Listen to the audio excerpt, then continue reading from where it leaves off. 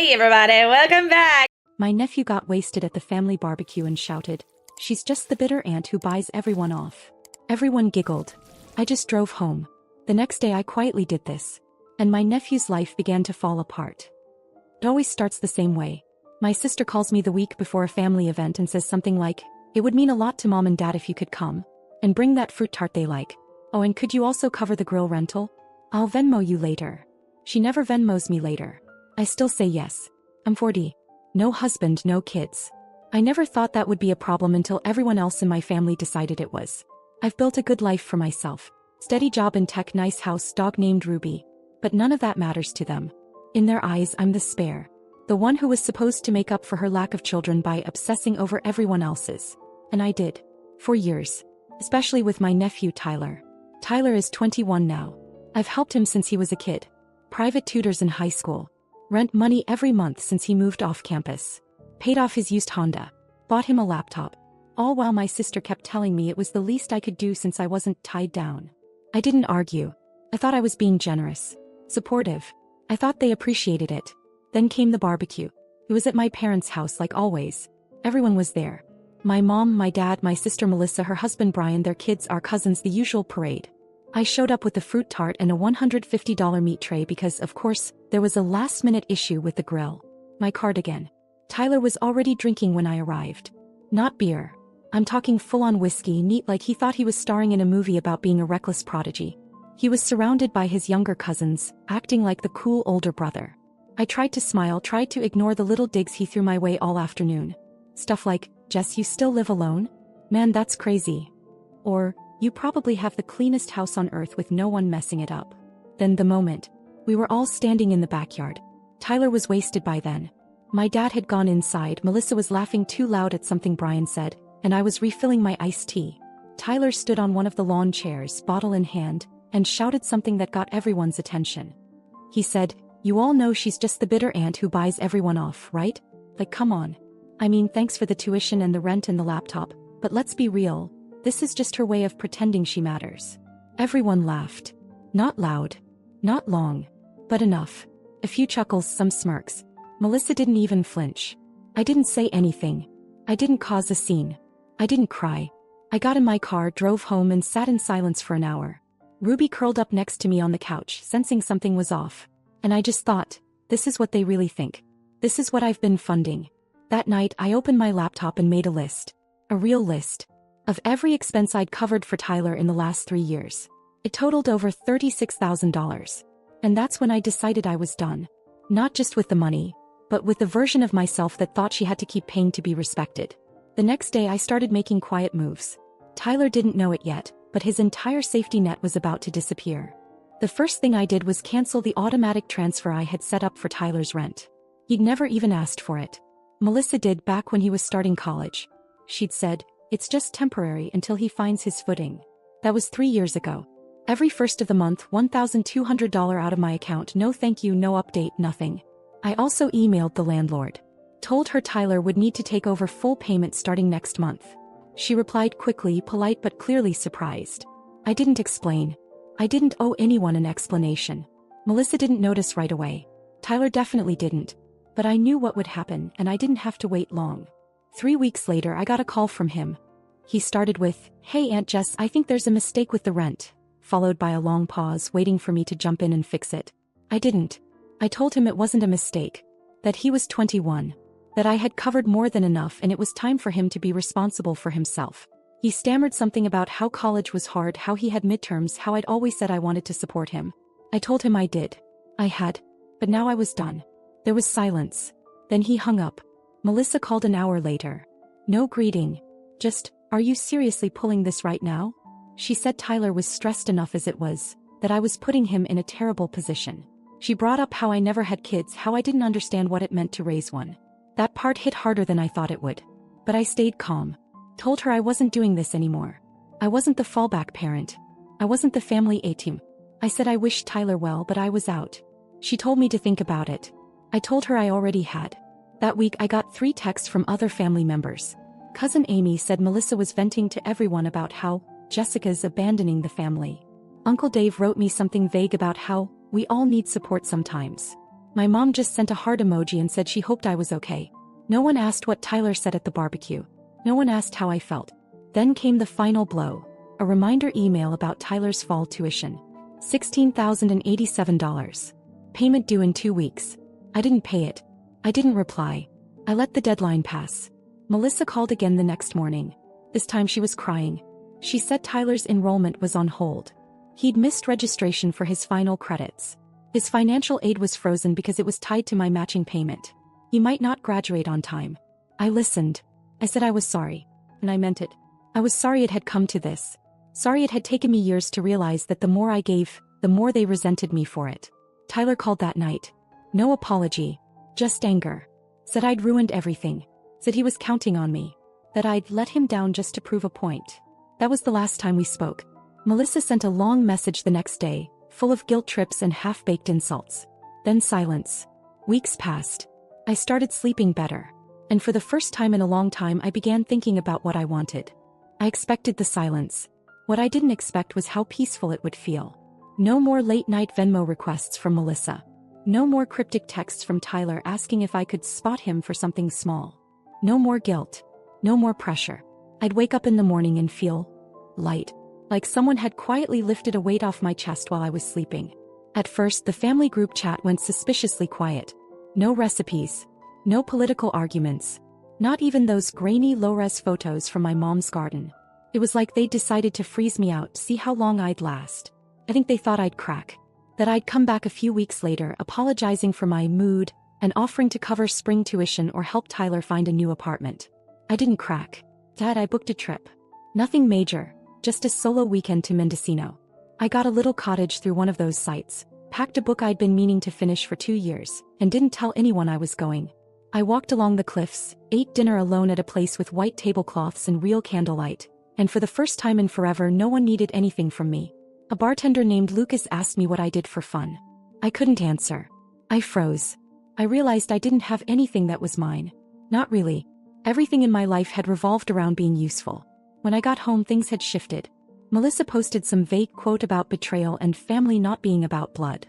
I got a passive-aggressive email from my mom asking if I was okay, and if I wanted to talk things through with Pastor Dan. I ignored both. But then something unexpected happened. My cousin Nathan reached out. We weren't close, he's always been more of a background person in the family, but he messaged me out of nowhere and said he'd heard what happened. He said he'd watched Melissa treat me like a personal assistant for years and always felt it was wrong, but didn't want to get in the middle. Then he said, "I'm glad you finally stood up for yourself." A few days later, Lindsay from work, recently divorced, 2 kids, invited me to her trivia team.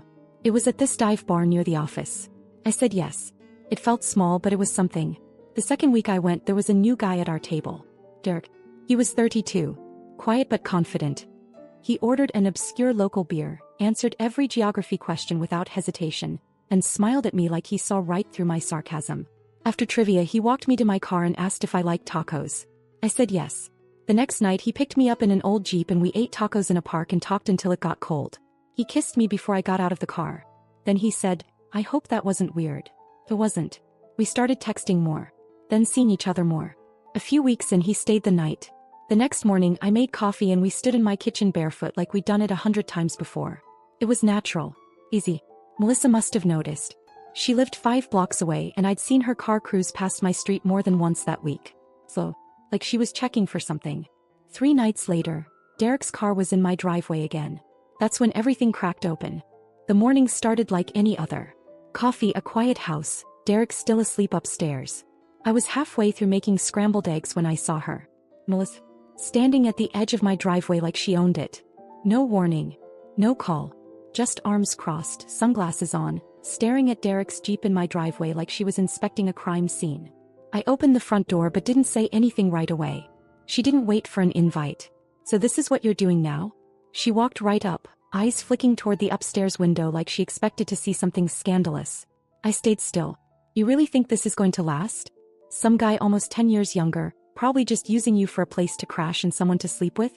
I told her to go home. She stepped closer. "This is just sad, Jess. You're chasing after something you're never going to have. You're not like other people, okay? You don't get the fairy tale. You're the one who fills in the gaps. You always have been." Then she crossed the line. She said, "You really thought throwing money at my kid would make you feel like a mother?" The front door opened.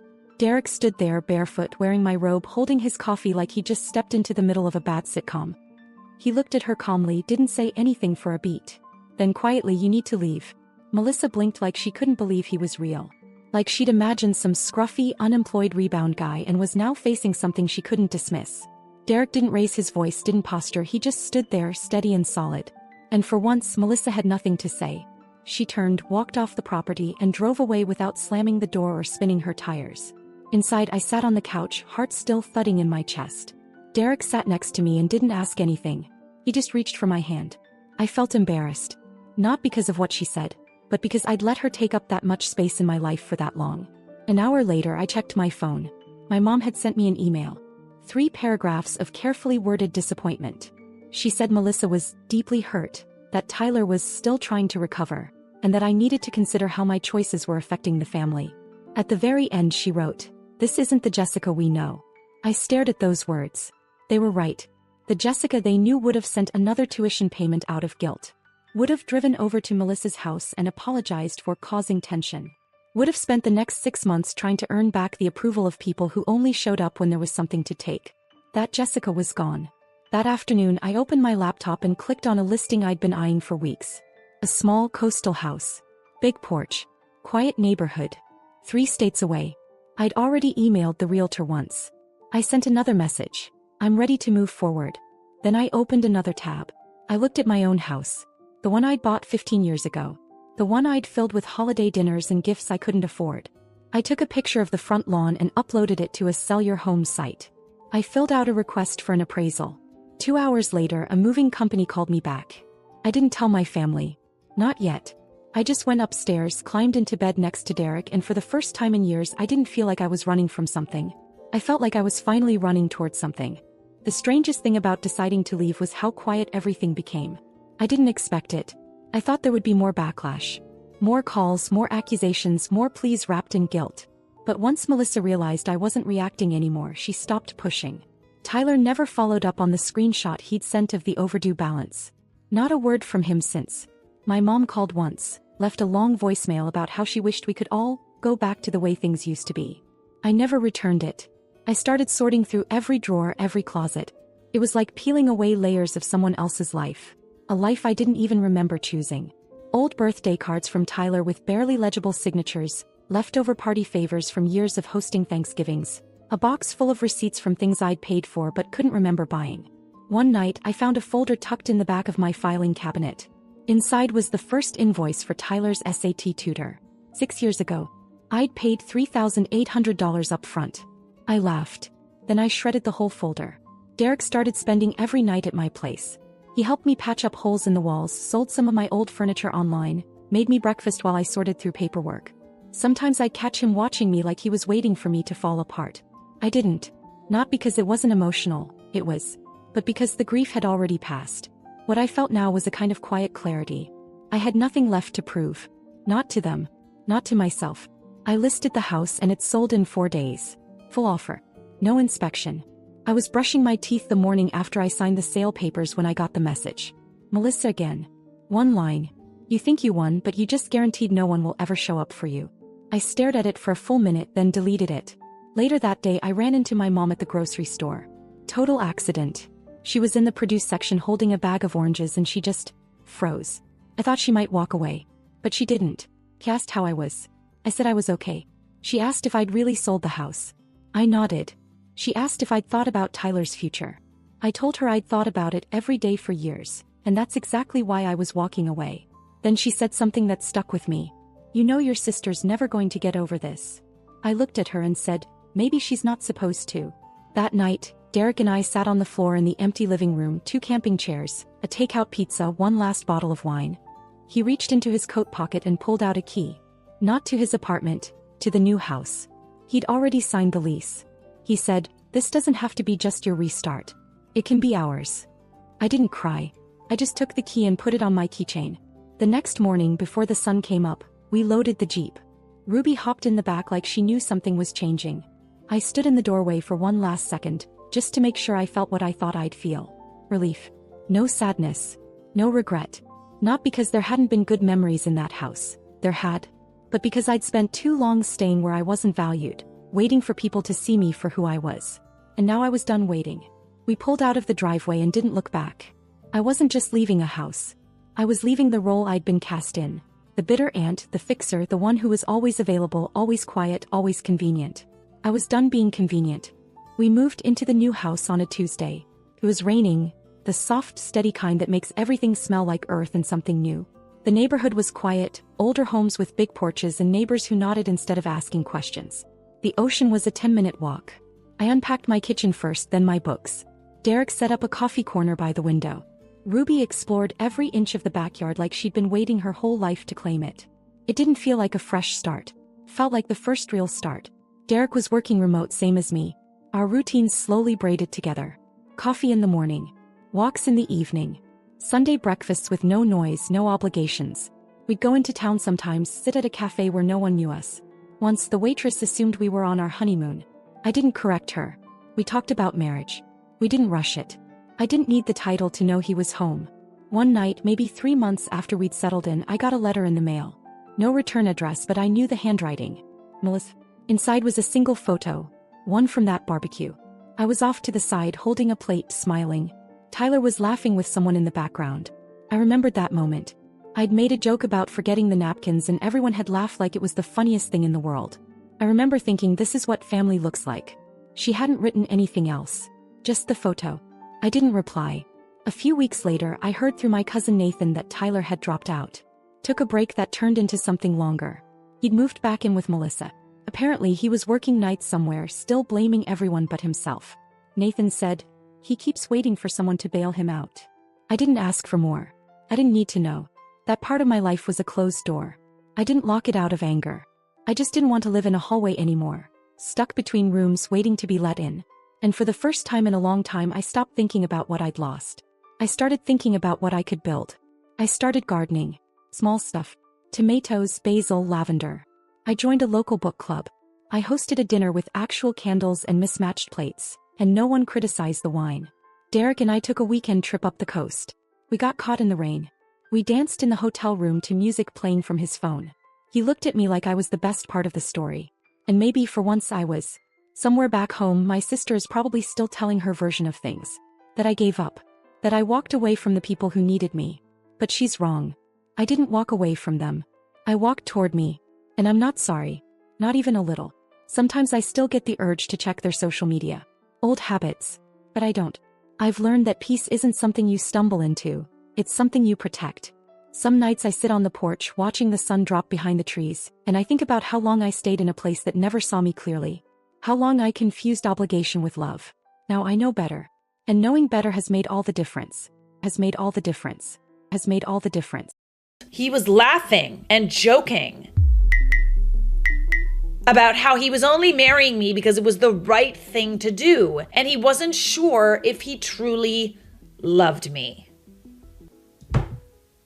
I mean, to be fair, you're not sure if you truly love him either. But the fact that he's like kikiing about this on your wedding day, could we not have figured this out beforehand? Like, everybody's kind of here. We kind of got the dresses and the cakes and the flowers and everything. The flowers just themselves are like $20,000 apparently. Oh God, Lord have mercy. I'm not even you. Like, this is how much flowers cost at a wedding in Ontario, unless you do something else. He mentioned that he felt trapped by our family's expectations and didn't want to disappoint them. Ugh. It's not worth it, bestie. It's not. Man, life's too short to be with someone for the rest of your life and not be sure about them. My heart sank. Here I was, thinking we were starting a new chapter of our lives based on love and commitment. I couldn't believe what I was hearing. It felt like a punch to the gut. I stood there frozen as they continued talking. Okay, so you had moments of doubt too, right? Was that because of how he was treating you, or because you just weren't sure about him?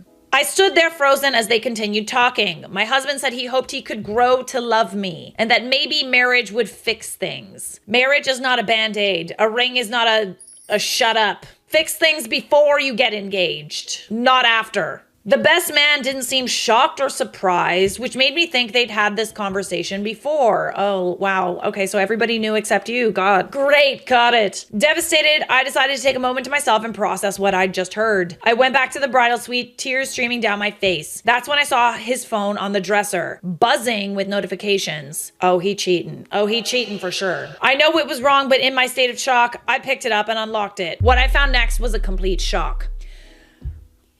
There were texts from another woman, someone I didn't recognize. Do you guys find it annoying when I try to guess the end of the story? It's so annoying. I'm sorry. I know. But I like to imagine that I'm psychic.